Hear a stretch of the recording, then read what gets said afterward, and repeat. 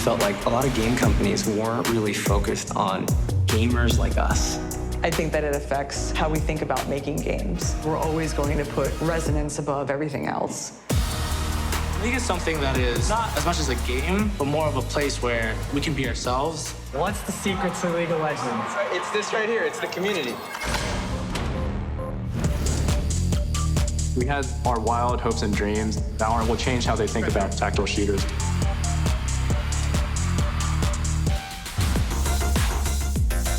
The bug hits you and you're just like, okay, I can't stop playing.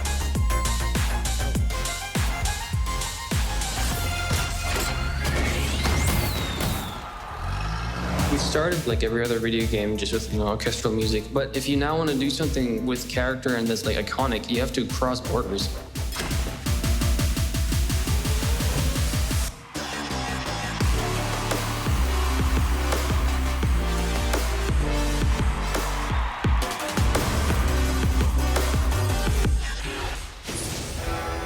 Those types of moments made us want to do more for the community and try to, create even cooler opportunities.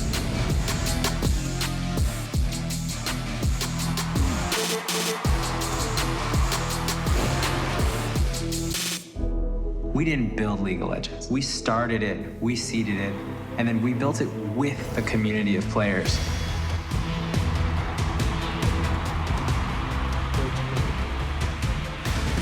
The community is the game.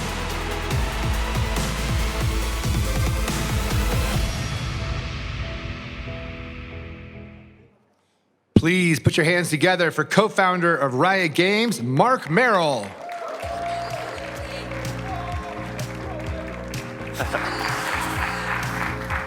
Hello, everyone. It's great to be here at DICE. Thank you for having me. As mentioned, I'm Marc Merrill, co-founder, co-chair, and chief product officer here at Riot. And, the first time I was actually at DICE, it was back in 2008. I was here with my co-founder and business partner, Brandon Beck. And Riot was only about 25 people at the time. League of Legends, of course, hadn't launched yet. And at that point, the game was actually almost a lot more questions than we had answers.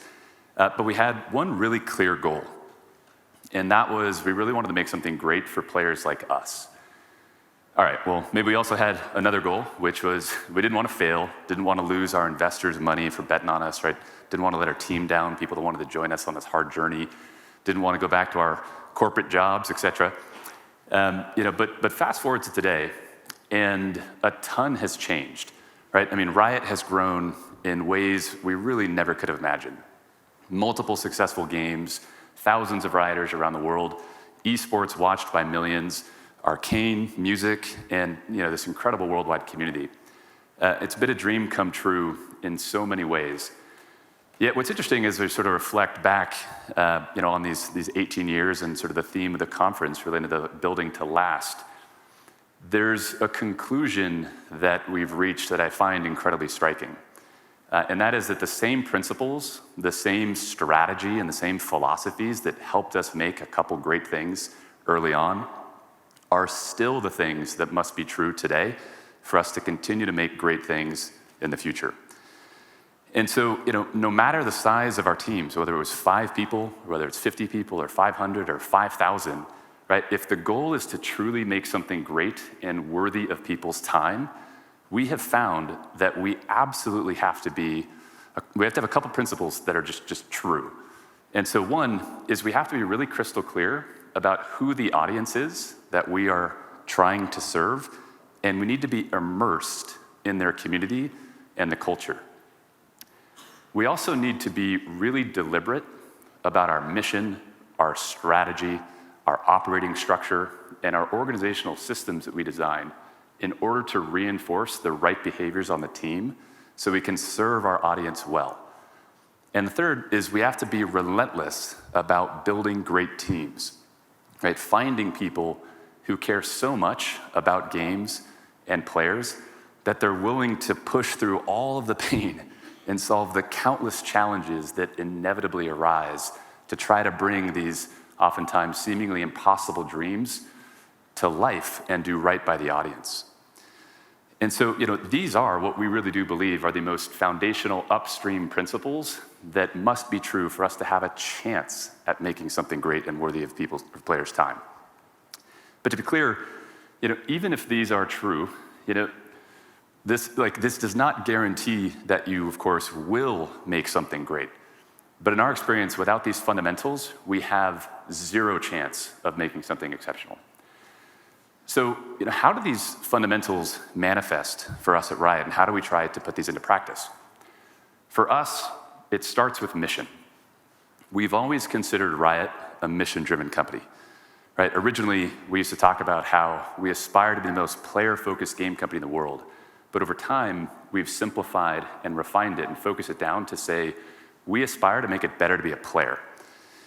And that simple statement is actually profound when you take it seriously, right? And when we take it seriously. And one of Brandon's and my biggest challenges over the years has been trying to ensure that that remains true without us constantly hovering. When we say that we're mission-driven, it means it's not about us, it's about our players, right? That's how Riot found its success, by focusing on and understanding our audience of core gamers, right? And these are the people who are most passionate about games, and they view gaming as a meaningful part of their lives, right? It's the type of player who wants to travel halfway across the world to go to an esport event, or players who spend hours upon hours crafting the perfect cosplay or creating community content for others to enjoy, right? It's players who will study every possible build and analyze every website and talk to players and then practice to try to imagine and understand all the different nuances of how they can improve at a game. And yes, you could argue that it's a smaller segment of the overall market, but these are the people who pour their hearts and souls into gaming. And some, might think that therefore that's kind of limiting, but in our experience, it's the opposite. We have found that when you serve a niche audience incredibly well and honor their commitment and respect their time investment, they don't just play our game, they become a valuable member of the community, and they help the game grow by referring friends, making content, going to events, and evangelizing on the game's behalf and more. And over time, if we're really paying attention, we can foster this mutual relationship that can evolve between the developer and the player. And then this relationship grows and strengthens until over time, it can actually become part of their identity, right? Where players will say, they don't just say, yeah, I play League of Legends, right? They say, I am a League of Legends player, right? Or I am a Valorant player. It's the difference between, or it's kind of like the difference between saying, I like to play golf occasionally, right? Or yeah, I like to surf, right? Or somebody who says, I'm a golfer, or I'm a surfer, right? Like somebody who identifies as a golfer, right? They take it seriously. They're super educated on the nuances of golf. They understand all the courses, and which irons are cool. I'm not a golfer. Like what clothing to optimize for, what weather, which balls to use, all those things, right? These players in our communities, right, they have incredibly high expectations. And they're super educated about the market. They want to play what other people are playing, right? And they don't believe what a lot of the media says or anybody says, right, until they have people with credibility that they believe. So they can often come across as jaded. But they have often good reason to come across as jaded, right? Because oftentimes, many companies actively ignore, and Riot's been guilty of this too at times, right? We actively can ignore player preferences and what they're interested in and view them sometimes as somehow being problematic, right? We want Rioters to honor these players and aspire to serve these incredibly high player expectations really well, which is incredibly hard.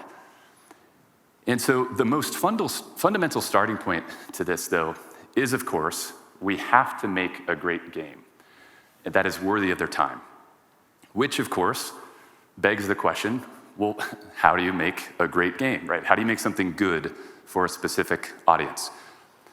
Obviously, we could spend a whole bunch of time and write papers and do whole presentations about that, so I'm not going to do justice to this complicated topic.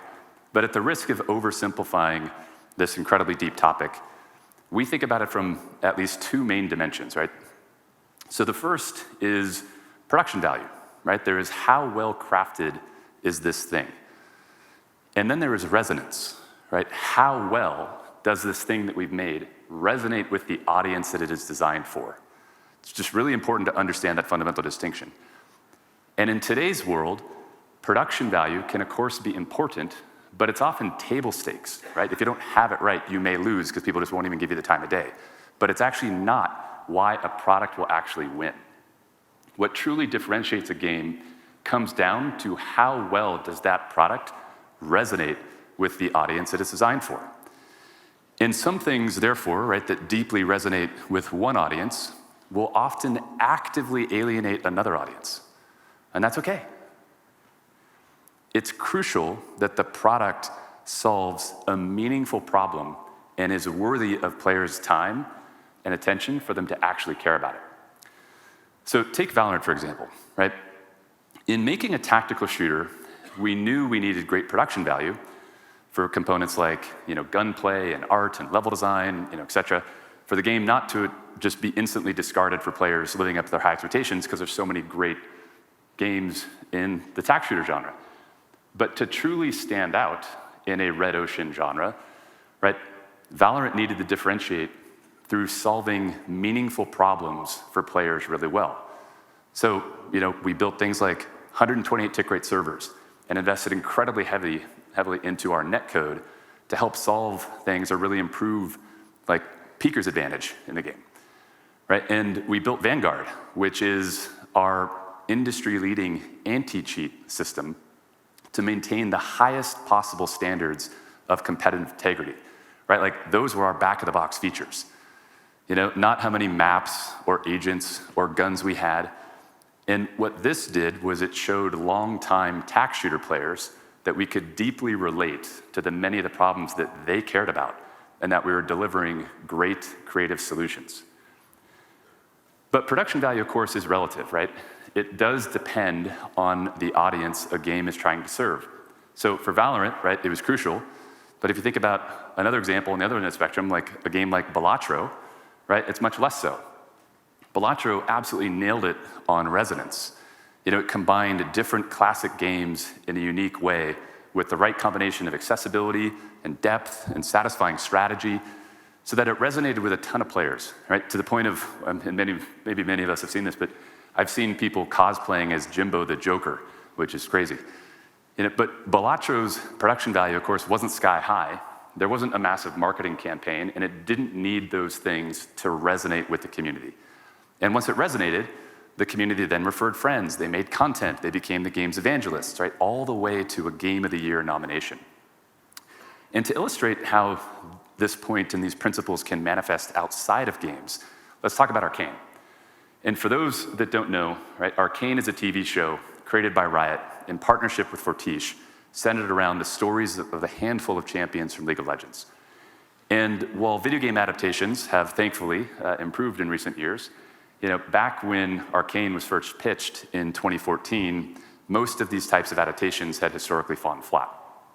And going all the way back to the Mario movie in the early 90s, nearly all of them had aimed for broad mass appeal. That's not what we were aiming for with Arcane. We first and foremost wanted to make something that League of Legends players would love. But we did believe that if we also told a great story in a compelling world that was lovingly crafted with deep, complex characters, and we distributed it broadly because it's in a much more accessible medium compared to competitive online multiplayer games, other people would like it too. But ultimately, right, if Arcane was beloved by critics and broader audiences, but hated by our players, it would have been a failure for us. So instead of outsourcing to a Hollywood studio, we entrusted Christian Link and Alex Yee, two rioters who actually started on our player support team, answering tickets and troubleshooting problems for our players. And then, of course, we turned to Fortiche. Back then was a very small Parisian animation studio that we had collaborated with on the creation of the Get Jinx music video.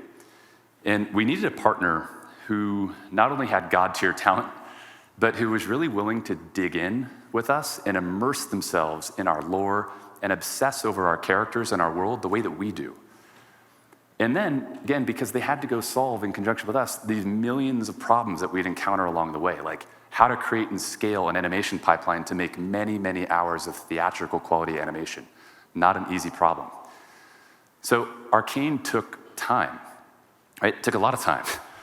And it also took a lot of problem solving and a lot of perseverance. And it took the willingness to invest with a long-term perspective to try to get it right. But it paid off big time.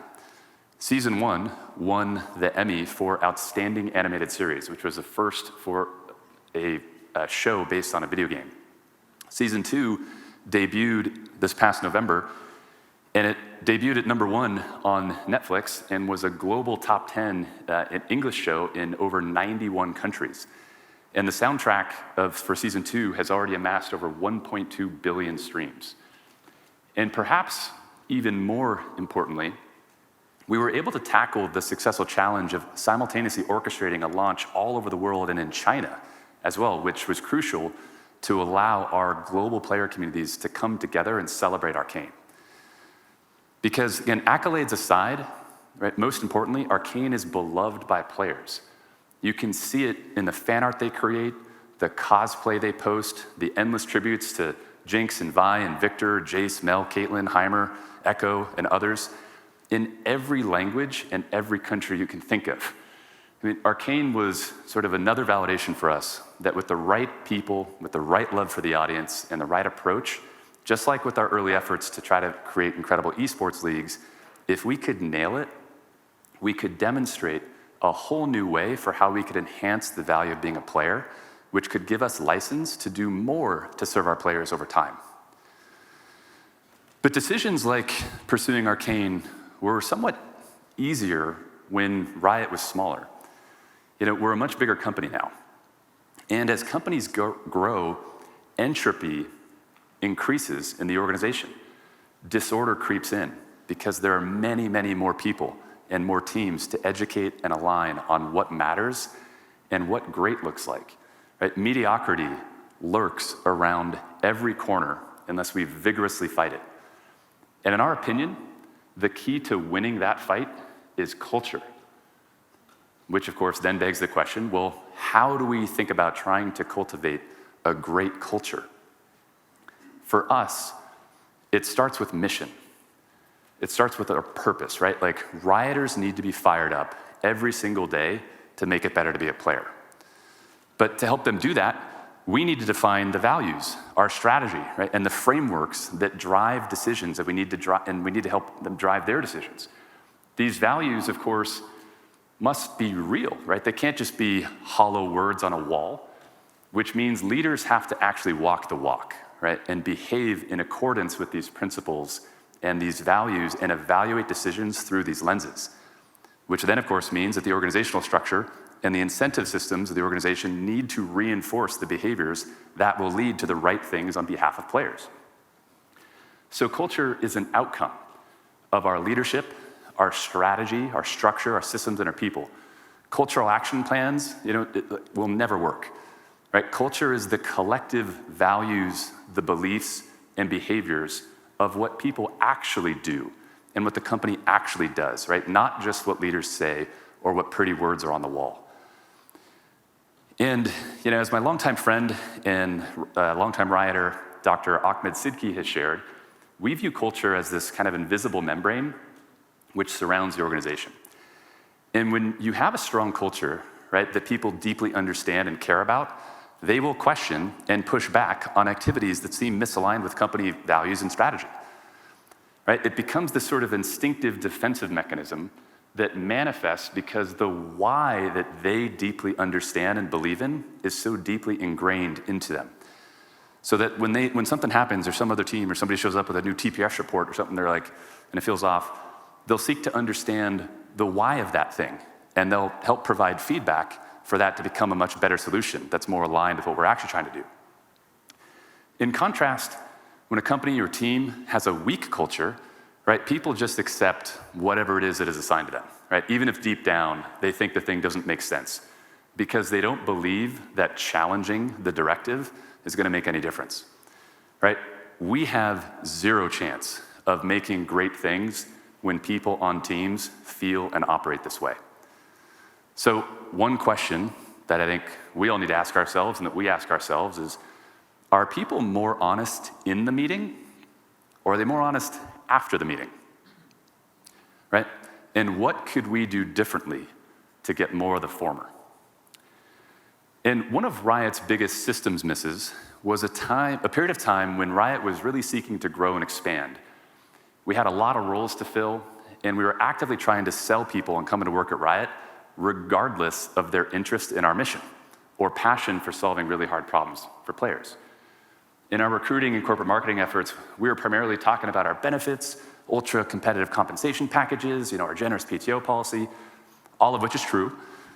But right, for the applicant, we were essentially positioning the company as Disneyland, right? Like how amazing it is to work there, and how great it is for them, rather than how important it is and how hard it is and how critical it is that we constantly strive to make things better for our audience.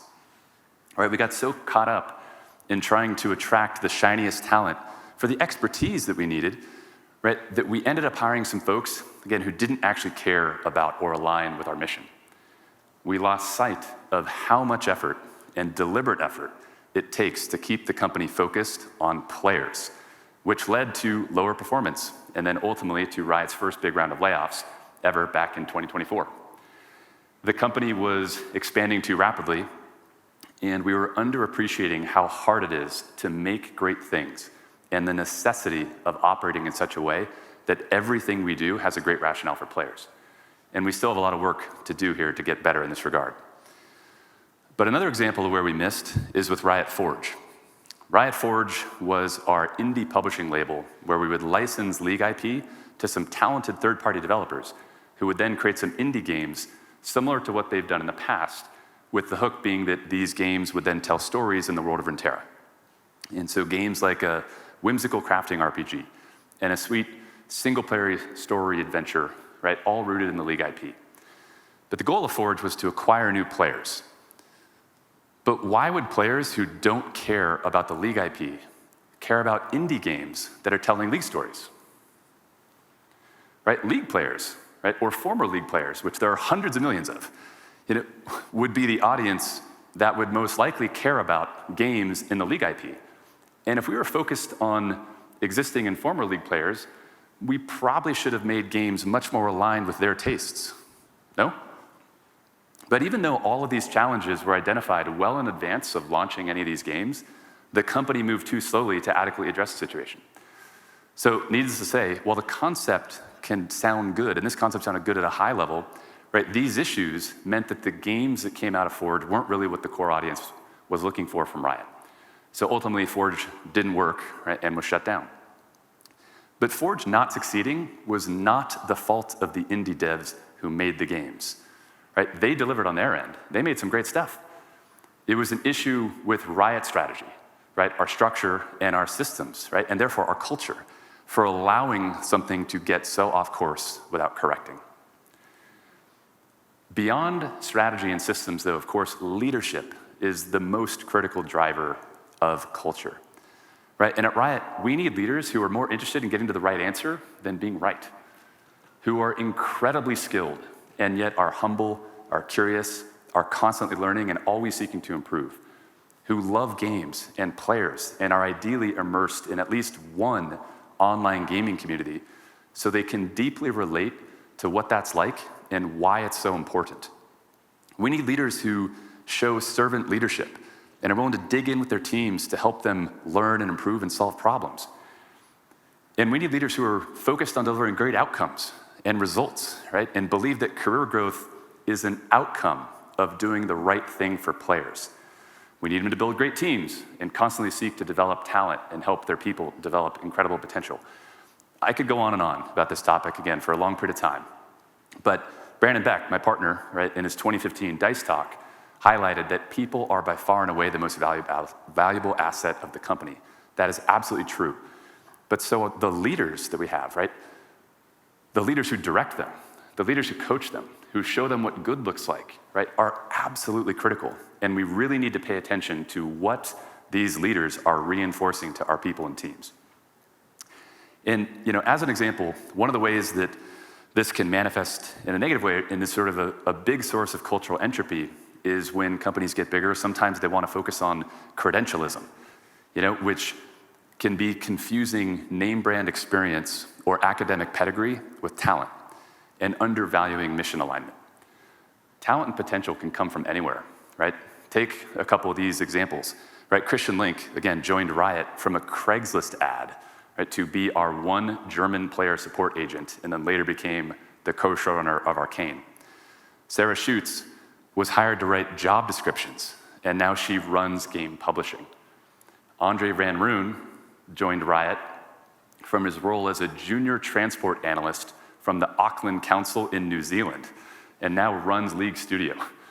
And our current League of Legends EP, Paul Beleza, was Riot's first intern 18 years ago. But sometimes we do meet people, right, and recognize the immediate talent and just like how much talent they have, and that our missions are just incredibly aligned. And that was the case when Brandon and I first met Tom and Tony Cannon.